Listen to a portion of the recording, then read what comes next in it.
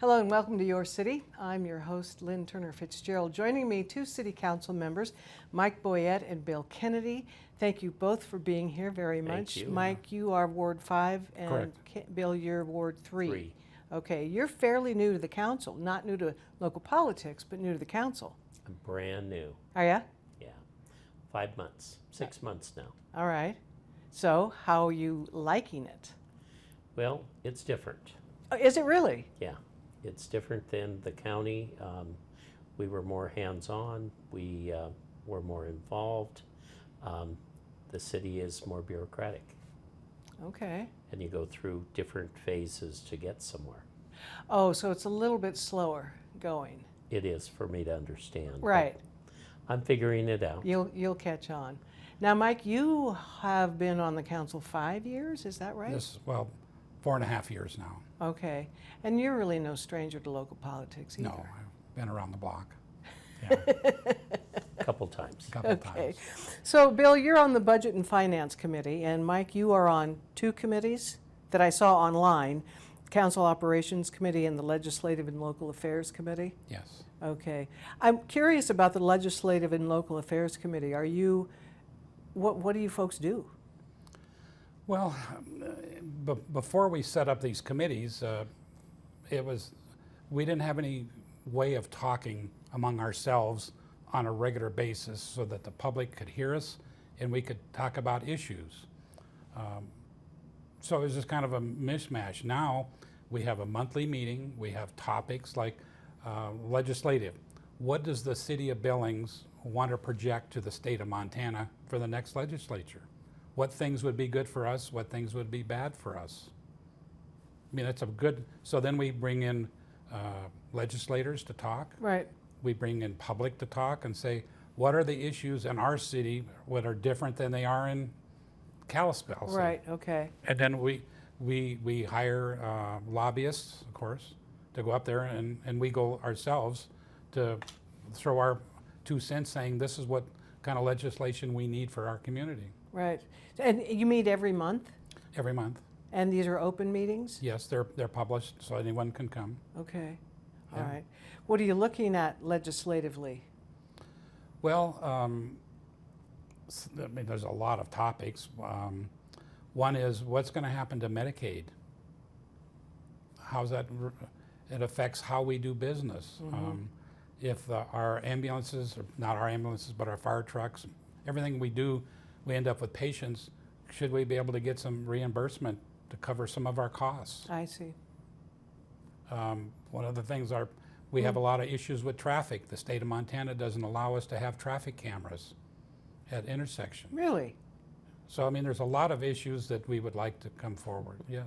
So you would like to see traffic cameras? Well, I mean, that's one of the big, to me, that's one of the big issues. I hadn't thought that Medicaid, I hadn't really put that together, that connection.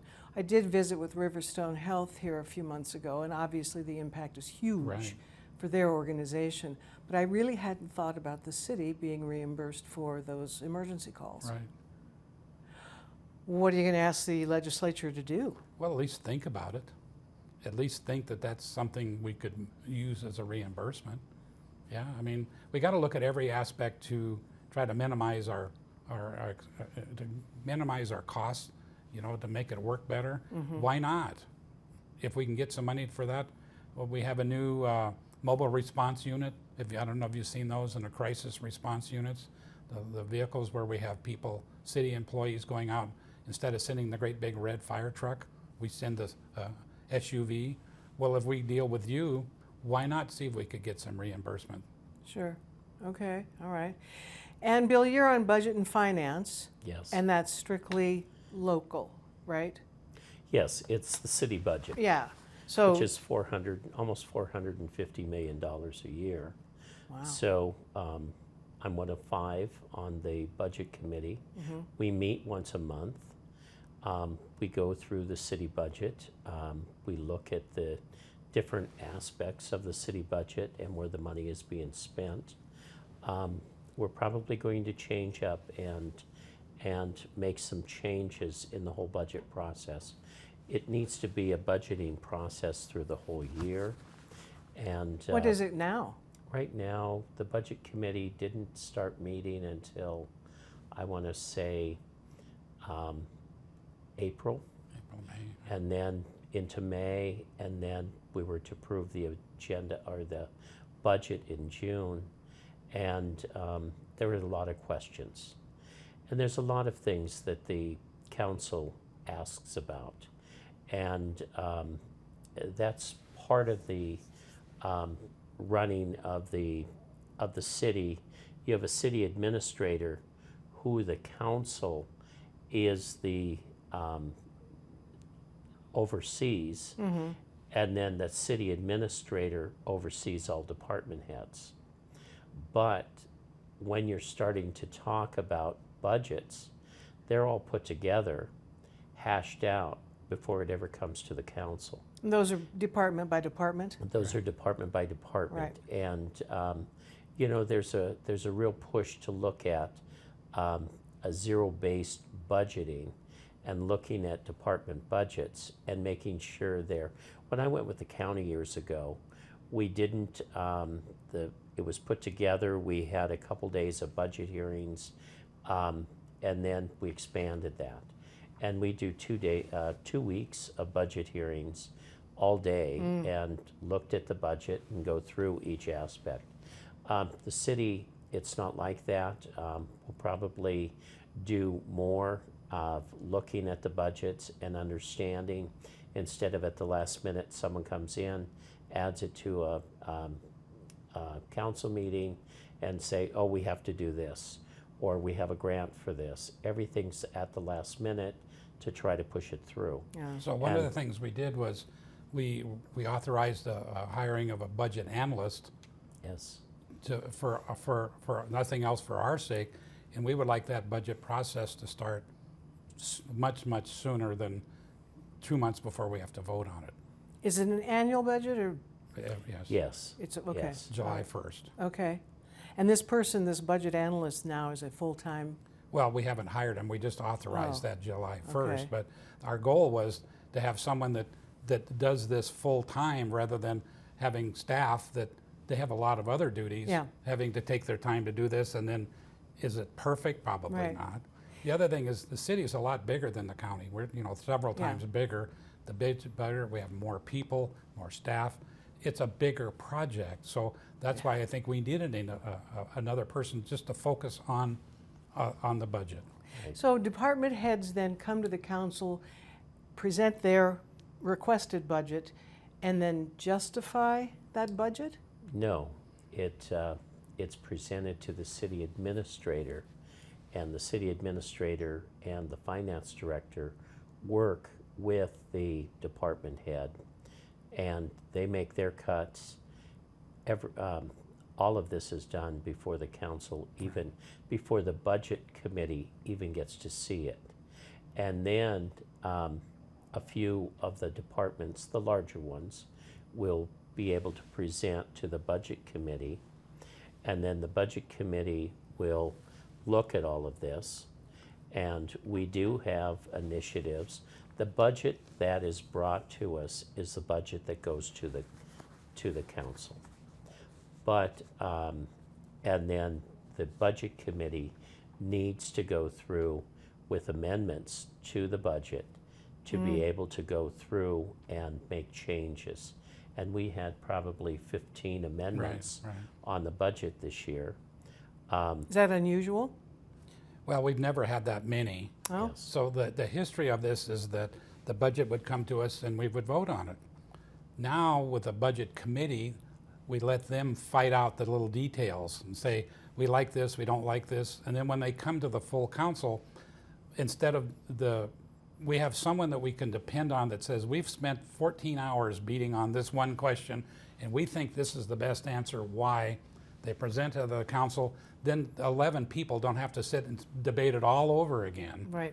Because remember, there's 11 people, part-time people, whereas the county, they're full-time people, and that's what they do all day. Right. We're not. We're part-time people. We're supposed to vote on what we receive, so we want clear, concise information coming.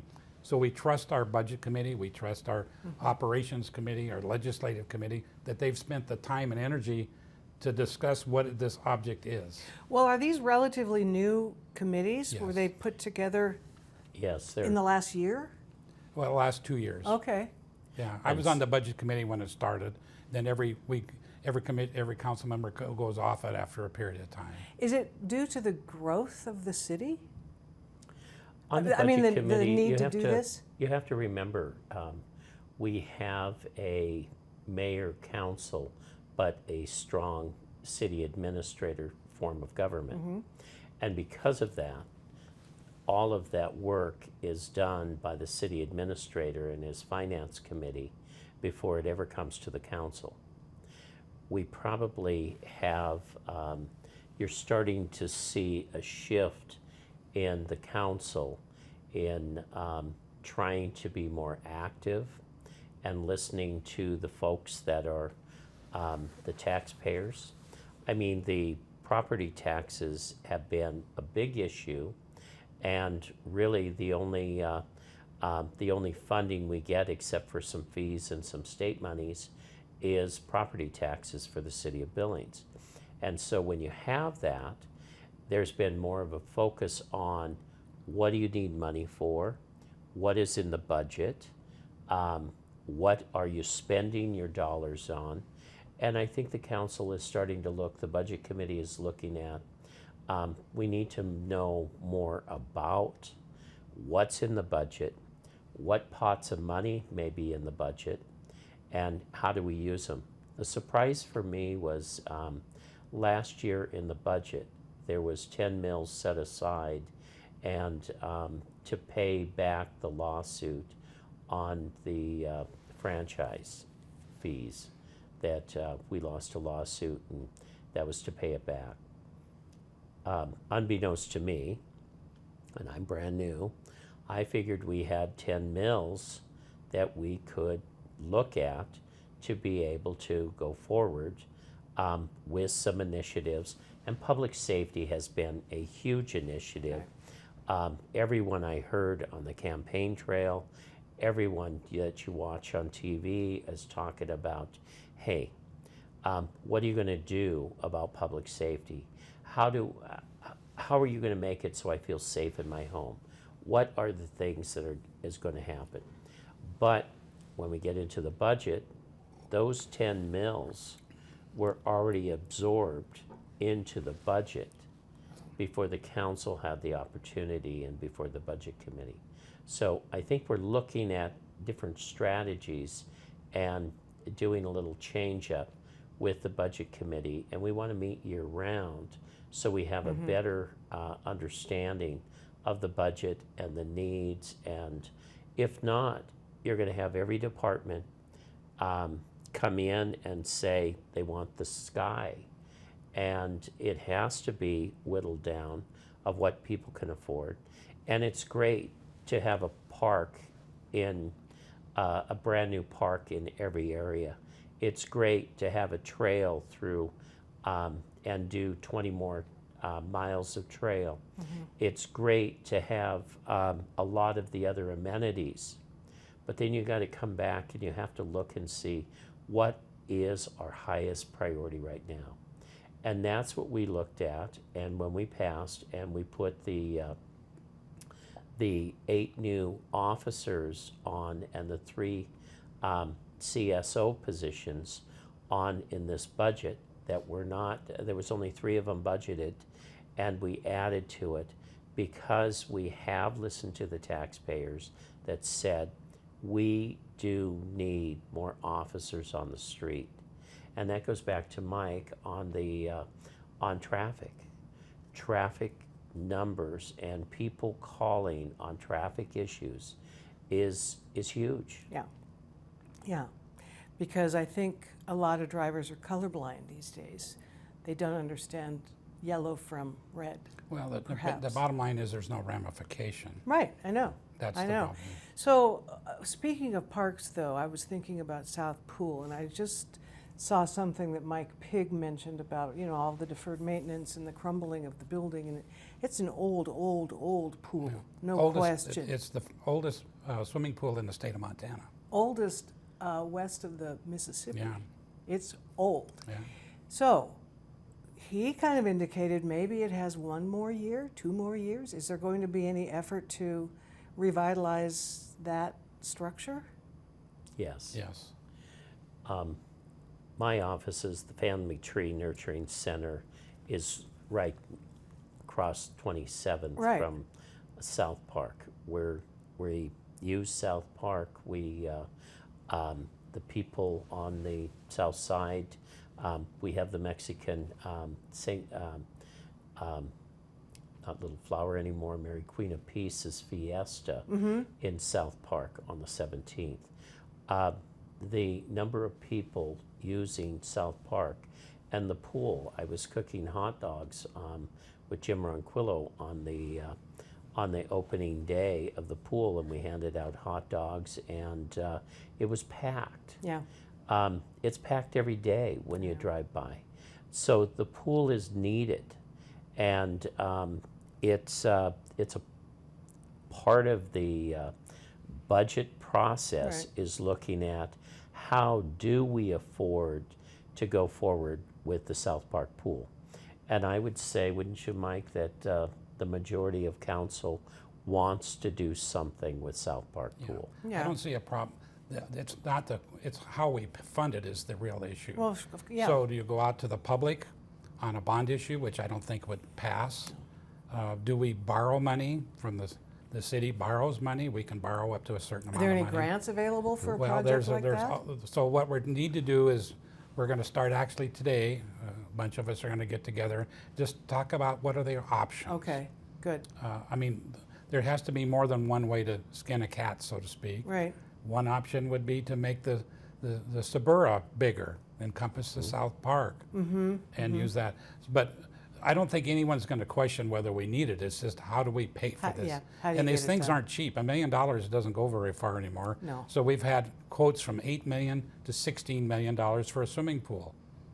Which, Well, in the boathouse or the bathhouse and you still have to have itself. so yeah, I don't. Yes, do the city council want a new swimming pool? You bet. But where are you going to come up with a lot of money? Yeah.